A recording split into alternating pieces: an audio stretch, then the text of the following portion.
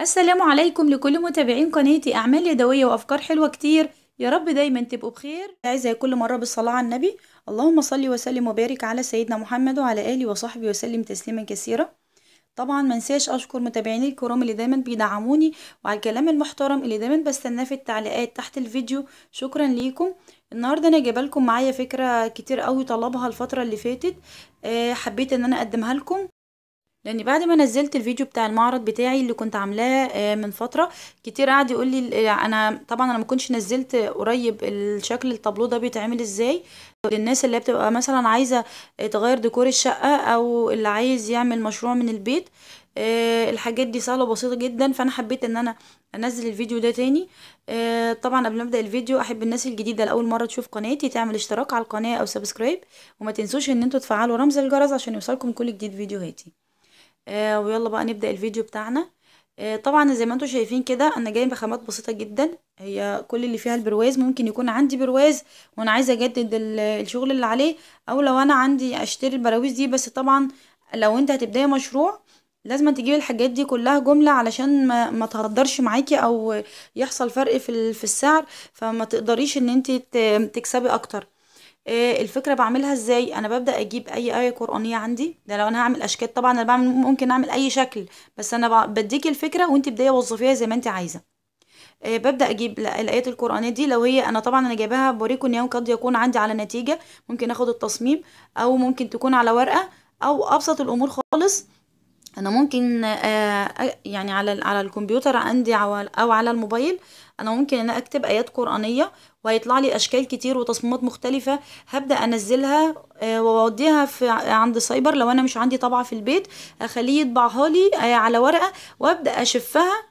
زي ما انتم شايفين انا عملت معاكم الموضوع ده قبل كده قريب خالص برضو في التصميمات اللي فاتت. وابدا اشفها بكربون على القماش. طبعا انا استخدمت قماش معايا هنا، ايه، قماش الجوخ، طبعا كلكم عارفينه.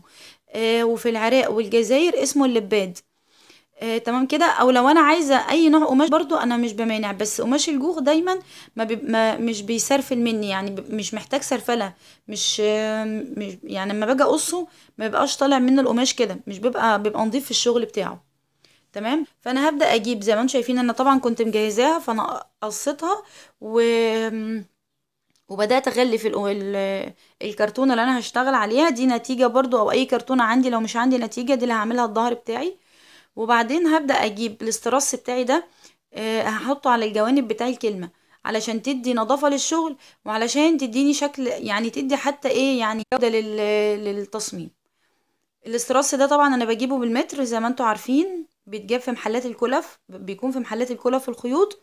أم، مش بصراحة مش عارفة المتر منه هيكون بكام دلوقتي، بس هو المتر طبعا بيبقى ايه، بجيبه 12 صف من ده، يعني بيبقى كبير، بيبقى كتير جدا يعمل ده ويفيض.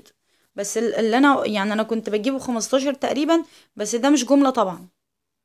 زي ما انا قلت مش الصف الواحد من ده، بيبقى 12 صف تقريبا او اكتر كمان يعني.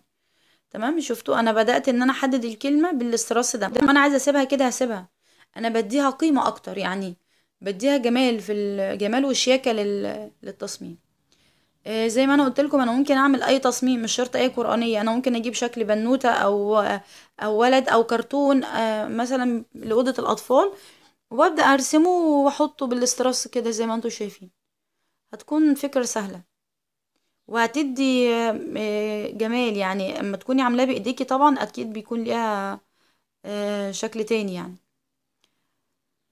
بس زي ما انتوا شايفين انا بخلص كل الجزء. ميزه ده، عايزه اقول لكم حاجه، ميزه الاستراس ده لما اجي اقصه زي ما انتوا شايفين كده وبكمله مش بيبان. وديت بقى جماله في كده وانا بحب استخدمه دايما في مش بيبين الفواصل اللي ما بين الشكل. دي طبعا الخلفيه بتاعتي اللي انا عملتها تحت الكرتون. كرتون او نتيجة، طبعا هي نتيجة اقوى. ولو انا هجيب بقى من محلات عشان اعمل شغل انا يعني ابيعه، في حاجة اسمها نصبيان. النصبيان ده زي ورق النتاج بالظبط بس سادة.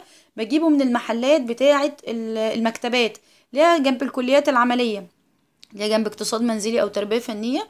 بلاقي فيها الشغل ده طبعا كتير، وببدأ اجيبه واشتغل واعمل على النصبيان ده واغطيه زي الكرتون، وابدأ اشتغل عليه. طبعا ببدأ اثبت الشكل زي ما انتوا شايفينه. ديت ديت التكايه بس الاخيره ان انا ببدا اثبته كويس، يعني برتبه على على الشكل وببدا اثبته. لو انا عندي دباسه الحائط اللي هي دباسه اللي هي بدبس بيها الورق، ببدا ادبس طبعا دباسه الحائط بتكون امتن واقوى من ان انا اعملها بالشمع. يعني ابدا ادبس الخلفيه بتاعتي الكرتون على البرواز احسن من الشمع. لو انا هعمل مثلا مشروع من البيت او اي مشروع إن كان، ببدا استخدمها بتكون اقوى شويه. طبعا فيديو سهل وبسيط، اتمنى الناس الجديده اللي اول مره تشوف قناتي تعمل اشتراك على القناه او سبسكرايب، وما تنسوش ان انتوا تفعلوا رمز الجرس عشان يوصلكم كل جديد فيديوهاتي. وشكرا ليكم، وطبعا لايك وشير للفيديو.